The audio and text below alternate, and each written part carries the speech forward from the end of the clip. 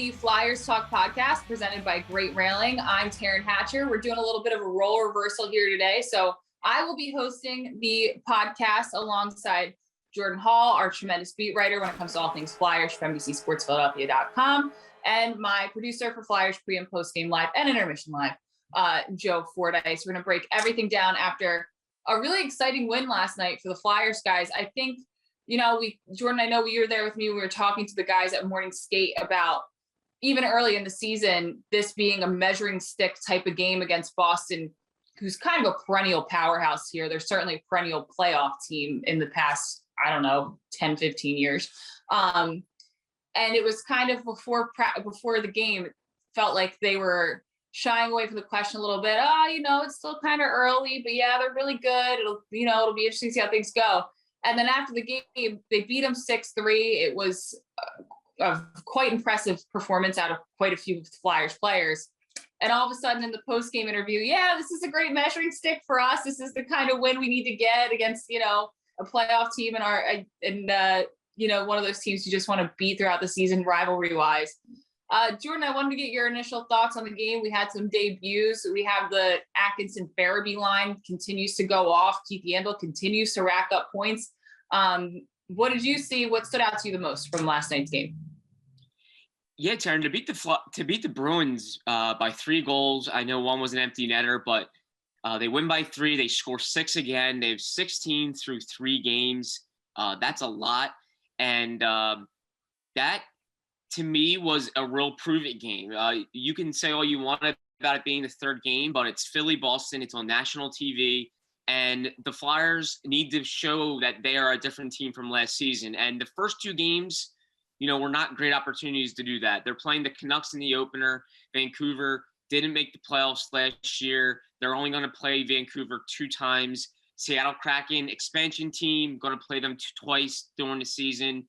Don't know a whole lot about them, but the Bruins are the Bruins. And Alain Vigneault is right. They are the cream of the crop over the last 10, 15 years. And that's a good barometer, a good chance to see where this team is.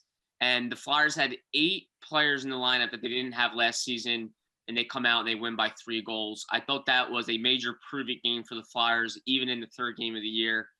So far, so good for the Flyers. They're scoring goals. They're playing the Alain Vigneault system. They're getting good goaltending. So if you're management and if you're the fan base, I think you have to be happy, Taryn, with how things have gone so far. We're going to get into some individual performances as well as the debuts of Rasmus Ristolainen, Zach McEwen, and Martin Jones in just a moment. But before that, Joe, I do want to get your kind of overarching takeaways from last night's game. Well, Jordan brought up last year, and the list of reasons why the Flyers didn't make the playoffs last year starts with the Bruins. It might end with the Bruins too. That was just their biggest thorn in their side last year. And to see this as the first game against them this season was certainly a breath of fresh air. And what you also saw last night that the Flyers were able to withstand power plays from this Bruins attack. And you and I were just talking about this right before we started recording here. The look of that top Bruins line with their top D pair of Charlie McAvoy and Matt Grzelcyk was really scary. And the Flyers didn't go up any goals to them. You saw all the things that doomed the Flyers last year without the same results, which was refreshing. You saw the Pasternak slap pass to Patrice Bergeron in the slot, except this year it got stopped. We remember last year that resulted in an overtime goal to beat the Flyers in a crucial game. That combination there. So I really was impressed with Martin Jones' first game. I was impressed with the defensive effort of this team last night. And the resiliency is really what stood out to me the most because they struck first, they struck second. The Bruins got back into it. They scored again. The Bruins came back, they scored again, and then put them away. And really, the first period, the Bruins dictated play for a good portion of that period. And the period ended with the Flyers on top. And the bad start in not necessarily on the scoreboard, but the stats didn't result in them kind of going away and hiding, which happened a lot last year, where they would have a bad start against the team, and next thing you know, it would be 5-0, and you just be counting down the time till the game ended. And none of that went on last night. It was a totally different look. And, I'm not one of these people that reads into celebrations and things, but when you look at their celebrations after goals, the Yandel, I'm talking about particularly the meshing of the guys that weren't here last year with the guys that were, you really see, it looks like this team already has a bond. And I'm not going to go crazy over one big win, but in order to have more than one big win, to have 5 and 10 big wins, which this team will need down the stretch, you have to have that kind of bond that comes with getting big wins early in the season. And I think last night was a big step toward that.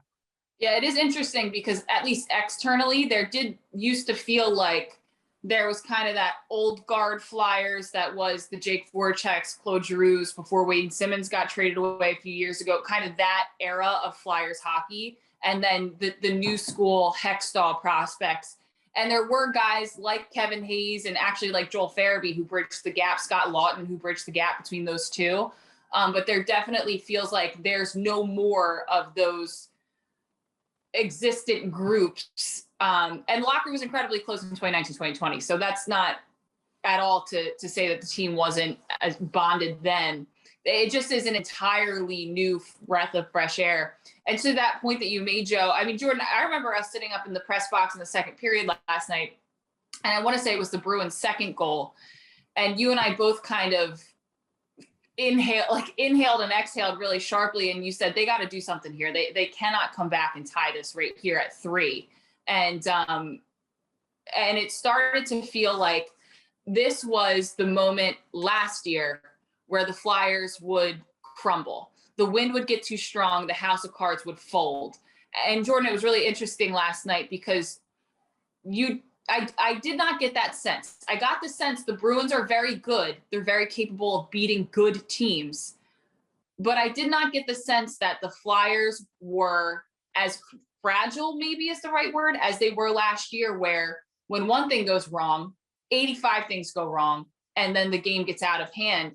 It was, to Joe's point, there was a certain amount of resilience that, Jordan, I don't think I've seen for almost all of last year, to be honest.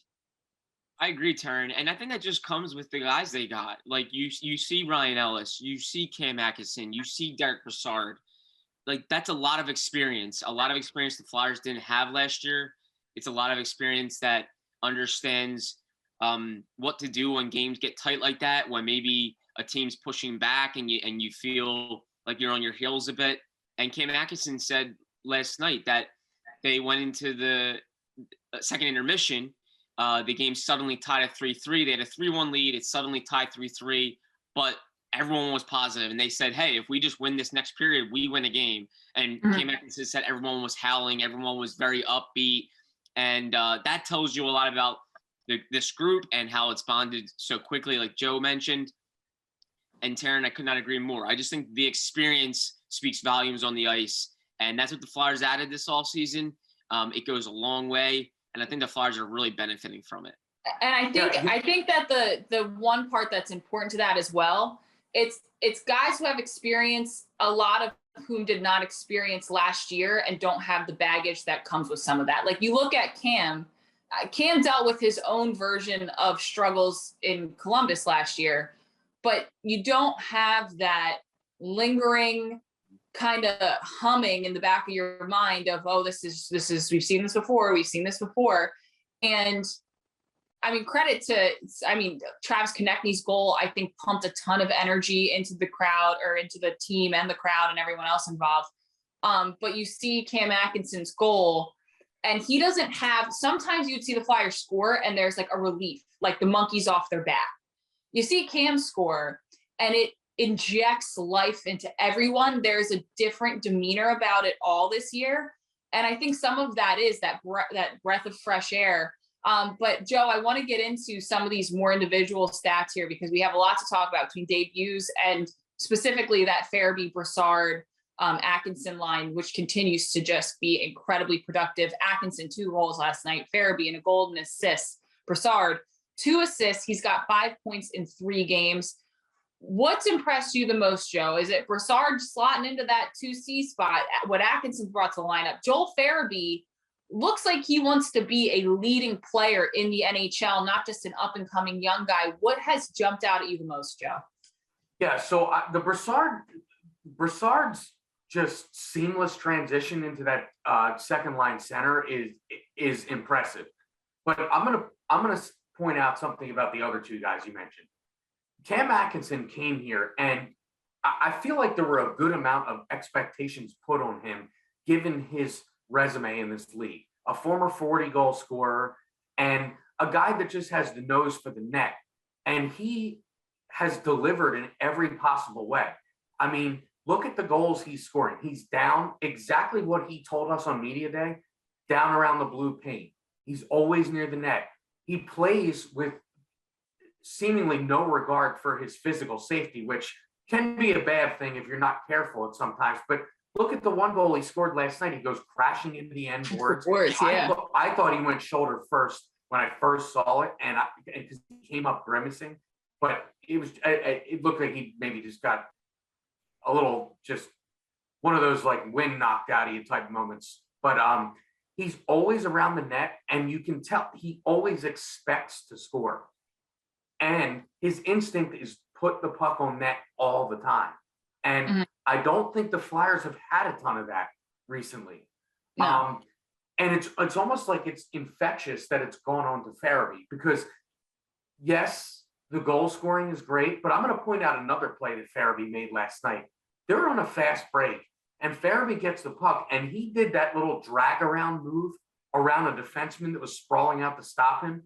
He didn't score on it, but that was a move where I was like, "What? Wait a second. Where did this come? I didn't even know he had that move." And that was an elite NHL move that I don't know how many guys in this league have that club in their bag, moving at that speed to go with instincts to go with that move like that. And I really, really am impressed by those 2 wingers and how they've started this season. And in particular, Cam, to come to a new place and have this kind of impact in 3 games. In these 3 games, you're saying, okay, I notice Cam Atkinson every time he's on the ice. Yeah. And I feel like there was far too much in particularly last season, far too many guys suiting up for this team that you didn't notice when they were on the ice. And that to me has stood out the most through these first 3 games, particularly last night. And it's very interesting because it's become kind of obvious when players realize what Joel is capable of and also what Cam is capable of, you see them shift the way they approach defending that line. Because Joel, you're right, Joel has these flashes of elite skills that I'm not sure any of us thought he would be able to introduce at the NHL level this early in his career. And he doesn't even think about it. He just does it. He doesn't, and I know we talk about it and I'm sure he doesn't care at all, but it's not that consideration of, oh, I'm this 21-year-old guy who's really not played a full true NHL season yet. That's not what he's here to be, a second line, top line type of forward, scoring lots of goals. And thus far, that's what he's done. And again, enough cannot be made of the job Derek Brassard has done, slotting up and in there for Kevin Hayes. I said it on postgame the other day. I know how people feel about it, and we've got until November 10th until Kevin Hayes comes back, so a lot can change. I will be very interested to see what that reintroduction of Kevin Hayes looks like into this lineup, if that particular line continues to Derek Brassard has 5 points in 3 games.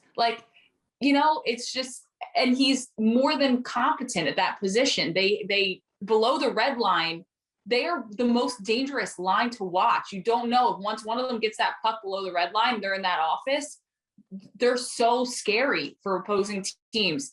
But we'll get into debuts in just a moment. Jordan, I understand you have a little ad read to do for us here. I sure do, Taryn. Flyers Talk is brought to you by Great Railing. Stop into Great Railing for the highest quality and lowest prices on all your railing, decking, and fencing needs.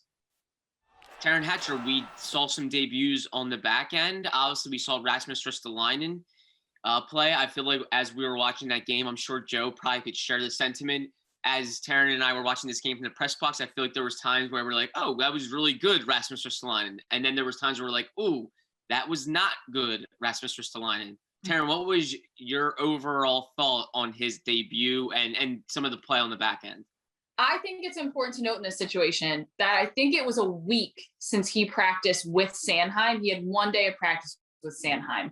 And I do think that there is something to that. I would like to see him get better. I think he ideally needs to get better if he wants to be the player the Flyers want him to be. But he was the first guy to say that.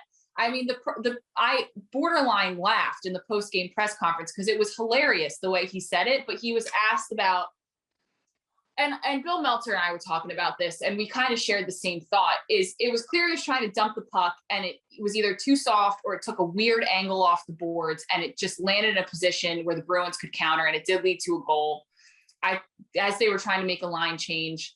And I think everyone anticipated that puck was going to go deeper or that it needed to go deeper. Again, I kind of thought it was a weird bounce off the boards, but we were watching it in person, so I didn't get to see replays. But you just can't make that mistake because Sanheim was trying to come off for a change, so he didn't have depth, and it was just everybody was kind of caught flat on the play in transition, and then it leads to a goal for the Bruins. But Rasmus, to what I was saying 20 minutes ago when I started this soliloquy, Rasmus in postgame got asked about that dump and change gone wrong. And he goes, oh yeah, I made a really bad play. And he was like, that's on me. That was a bad pass, a bad play, just not great. And took full ownership, and not in the way where he's defeated. It was almost like this mature acknowledgement of that's not cool. I know it's not cool. It needs to be better. But I think what he brings is something that A, Flyers fans have been missing for a long time, and B, the Flyers as a team has been missing for a long time. He had that massive hit early in the game, which people want to see out of him. I hate to say it because I loved working with Phil Myers. I thought he was a great kid. I think he's an improvement over Phil Myers without a shadow of doubt to me. But yeah, I think the thing with Rasmus is that you don't go into it. Here's the dynamic of Yandel and Rasmus. It's very different, right? You understand Yandel is going to do things defensively that you don't like, and sometimes they're going to lead to goals. But you know what Yandel contributes offensively, and it almost always translates into points. I mean, he's got 5 points in 3 games too. He had 2 assists last night. So you give Yandel the benefit of the doubt when he does something bad. When it comes to Rasmus, his whole career has been tainted by the Buffalo Sabres, and analytics folks hate him. And he was a -1 last night, so you kind of get it. So everything that he does that's bad, you kind of mentally note it. And I found myself doing that last night. I think we found ourselves like kind of, he'd do something nice and you go, oh, that's good. And you see him do something bad and you're like, oh my gosh, and we're analyzing it. Which he's not going to get over until he proves that he can go through games without just not doing anything bad. But I think we have to temper everything with the fact that literally he practiced with Sanheim for 1 day in the past week. And Travis has had his own issues with like positioning with defensive partners and whatever. And I think it's going to be a little bit of a dance for them to get used to it. The nice thing is this year, we have days in between games and they have times to practice and they have time to figure it out. So I have faith. I don't think it's fair to make a, instant judgment based off of last night. And even if I did, I wouldn't really give Rasmus a bad grade. It'd probably be like a B-. So that's where I would be at. Joe, what were your thoughts on Rasmus? Yeah, so he took a penalty early on, and I started thinking like, kind of like you guys were saying, like this is not the way you want to start. But I thought he rebounded nicely. So again, you saw the good and the bad. It's going to take a while for me to think one way or the other to get the Buffalo out of the equation. Yeah. You have to cleanse. You have to cleanse of the Sabres. I mean, it's go stage to stall or something. Right, because there was so much bad ingredients there. It wasn't like his numbers were just bad. It was he played with different players. The inconsistencies in their lineup.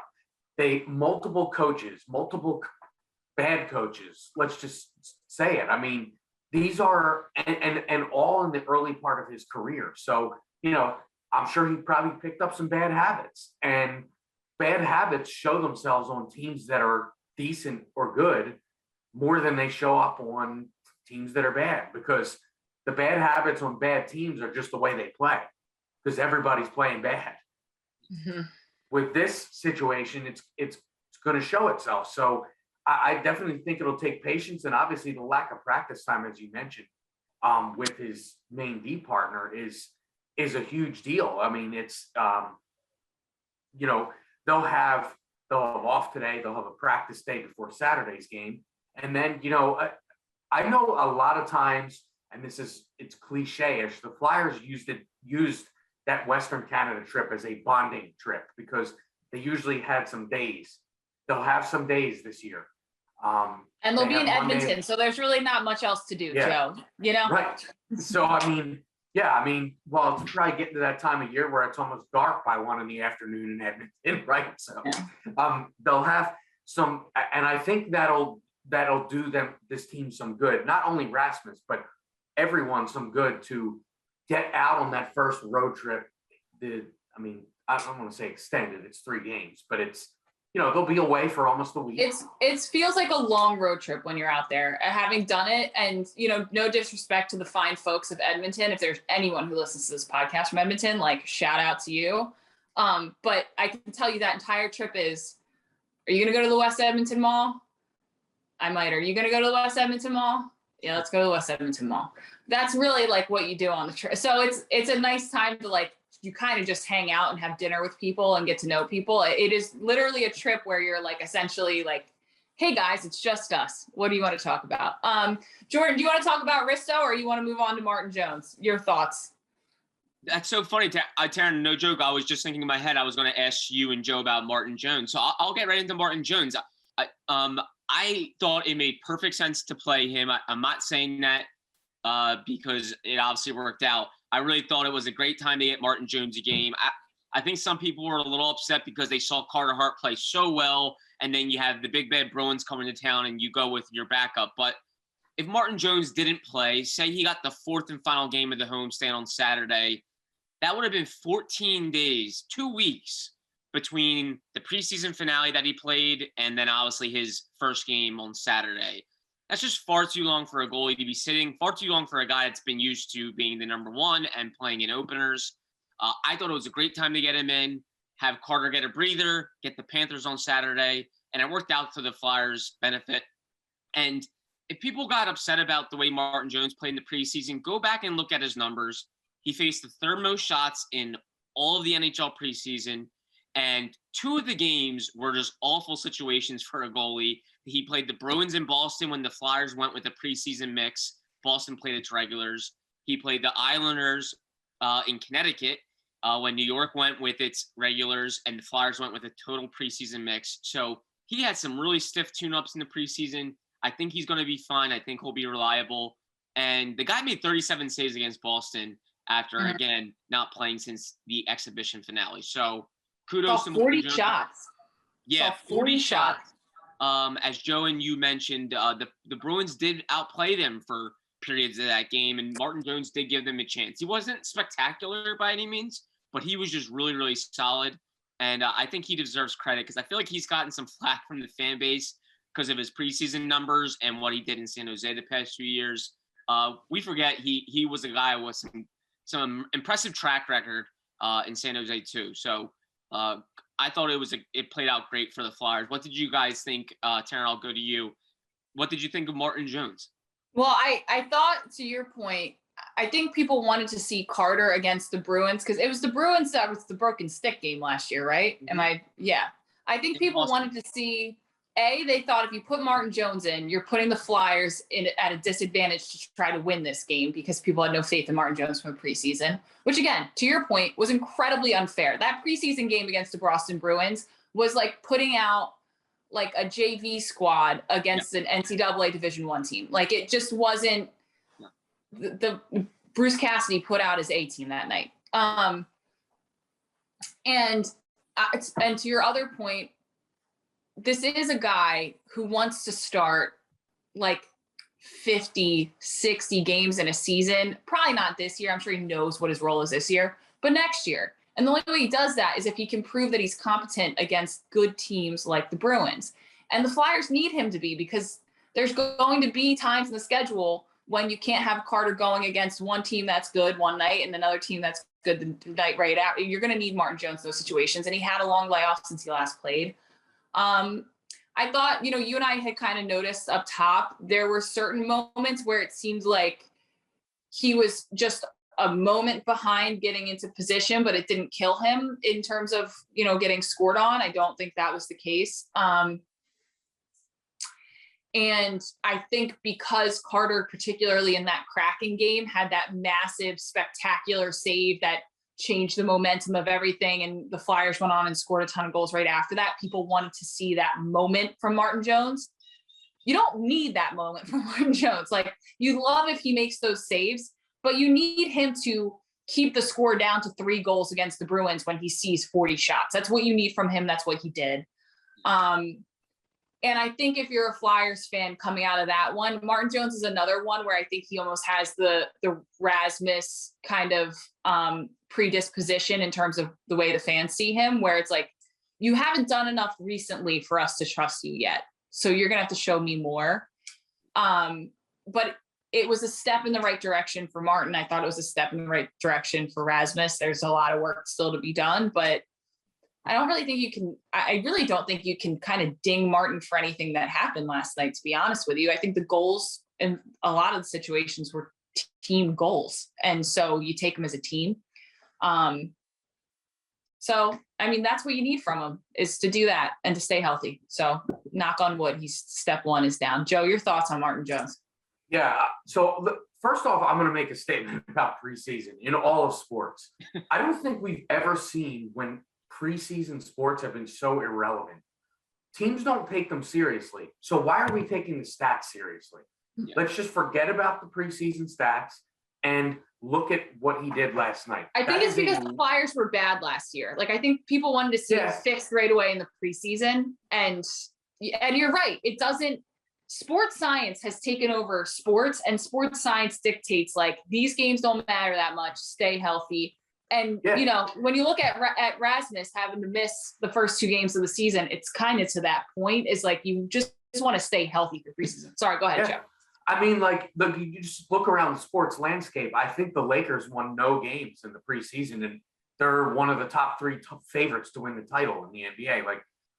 So teams don't take the preseason seriously anymore. So I've stopped taking stats seriously. Injuries, obviously, you have to take seriously, but secondly, I will say that I was impressed with Martin Jones last night, but I will also say this. I think we need to see a win like this from Carter Hart. And that might be Saturday, because Florida's a good team. They need to win a competitive game against a good team with Carter in net and have him have to be tested at times in the game. And, I know they had that with Vancouver, and he redeemed himself in that overtime period with some big stops. But you mentioned, Jordan, Vancouver wasn't a playoff team last year. This is not you're not playing the Washington Capitals or a team you're not having to deal with the Vancouver Canucks down the road. You want to see him do it against a team that you might have to deal with down the road in the spring, in big games, in the heart of winter when nobody feels like playing. And it's, 10 degrees outside, and hey, here come the Florida Panthers, or there you go down to Florida to play a huge game, or Boston, or who knows, the Rangers, the Capitals, any of these teams, and you want to feel confident that Carter, we saw him do that against fill in your blank team. You want to have those early season big wins. So I think it'll go a long way to see Carter win a game like Martin Jones won last night. Great for Martin Jones. I love the fact that his first game is now a game where you can use it as a sort of measuring stick. Like, well, remember when Martin Jones won that big game against Boston in the first 2 weeks of the season? That was, and that his first experience wasn't the Bruins putting 5 or 6 goals on him on home ice and winning a game. And I think that stuff goes a long way because it sticks in people's minds that, that remember that 4-minute stretch or that power play where the Bruins were buzzing, but they didn't score, that those kind of things, I think, go a long way for the player, for the rest of the team, for the fans, for everyone. So that's a big time. It's a big time notch for Martin Jones. And I'll also say we need to see one of those from Carter Hart. I think that's a great point that you made there, Joe, is that like the measuring stick for Martin Jones originally was that Bruins preseason game, which was wildly unfair. But you sit there and you go, okay, I can make all these qualifications for a result, but at the end of the day, that's the result, right? Well, now you look at all the qualifications and you go, okay, that validates what I thought about the inaccuracy of that result. Now this is his measuring stick game. And it might almost be setting the bar a little bit too high because the Flyers did put up 6 last night. But I think that's a great point when you're going off of a real tangible regular season performance. It feels like a more genuine measuring stick. I have a question for you guys before we wrap this up because I know we've talked about it a lot today. To the point you made, Joe, which was another tremendous point about that's a performance we need to see from Carter. I feel like unless Carter has a performance like that against an East Division team or like the Hurricanes with an East Division team from last year, I mean, like the teams we saw over and over again get at him last year, or like the Hurricanes who are a good team within the Metro, I don't think it'll resonate with people where he is at versus where he was. Just because you saw his AV, we were talking about the Kraken, said it's not that different scouting the Kraken from the Canucks because we didn't see the Canucks last year and they have a whole ton of new people and yada, yada, yada, yada. I think until Carter plays the way Martin Jones played, or at least gets the result that Martin Jones got last night against a Rangers team that put up 8 on the Flyers last year, or against a Hurricanes team that's in the Metro that oftentimes is fighting for the wild card spot that the Flyers are fighting for, whatever. I don't think people will believe that the real Carter is back. Do you guys agree, or am I not giving fans enough credit here? Jordan, I'll go to you first because Joe just went. No, I think that's fair, Taryn. I do think fans will want to see more from Carter Hart. I don't think they're going to say, "Hey, last season's behind him," just because he's had 2 solid games to start. I do think fans will want to see him come up in the big moments, come up in the big games, come up in these rivalry moments where, maybe it's a tie game going into the third period, and he has to make a number of big saves and kind of will the Flyers to a win. So I think that's very much fair. I personally think Carter Hart's fine. I really do think he's a different goalie this year. I think we've seen some really good things. I don't even think the opener against the Canucks was really all that bad for him. I thought that was more of a collective effort on the Flyers' part. And then he had 21 saves in that game from the third period into overtime. So I think Carter's going to be fine, but Philly is a tough fan base. It's a prove it, show me type of town. We all know that. It's what we love about this city. And I think they're going to hold that very true here with this 23-year-old kid. I think Philly is a accountable fan base. Yeah. That's what I think some people put their athletes before their team allegiance. In Philly, we have an allegiance to our teams. And if you are not accountable to the team, we are maybe overly holding you accountable. That's my personal experience as a born and raised Philly fan. But I'm not, there's shades of Ben Simmons teaching this entire conversation for me, and I don't even want to get into that. Joe, what? Who? I don't know. I don't know. I don't know that anybody at practice knows either. Joe. So definitely not. Your thoughts. What do you think it's going to take for people to really believe the true Carter is back? An old East Division opponent or a big Metro? What do you think it's going to take? I generally think it will take one of those things. It'll have to be one of those teams that we saw a ton last year, like you said, rivalry moments. I will say there's one caveat. If he were to go to Edmonton next Wednesday and take out the fact that the game's at 10 o'clock at night, but let's say we see that McDavid, Draisaitl power play buzzing around, and Carter puts up a big time performance against them, I think then maybe people will start to form an opinion that maybe he's back, because that's a lethal offense. I wonder if we see him in Edmonton though, Joe. I wonder if he gets the go. I mean, it's a hometown game, right? He has not ever played well in Edmonton. He has never played well. But I think that's part of the reason you probably have to do it, right? I mean, it's a back-to-back. They could argue that play him in Calgary on I Thursday. don't know. AB might want to say this is your get right moment and go get right and prove to people you can do this here. Because the last time I remember watching him play in Edmonton, it was hard, like, not to be mean, just from the compassionate side of me, it was hard to watch. There was so much build up there, so much family there, whatever. And I don't remember what the final score is. I want to say he allowed like 6. Well, I believe he got pulled from the game. And he got pulled. And it was hard to watch because you could see the parents, the billet family, all of it. So maybe he does. And I think, Joe, I think you're exactly right. That would be a big, I think maybe he would, I don't know if he'd ever acknowledge it, like individual moment where it's like, I need to play well in my hometown. I will be very interested because it's a back-to-back to see how they handle that, though. If I could say, I'll say this. I do think he'll play, and I will say the very next game is in Vancouver.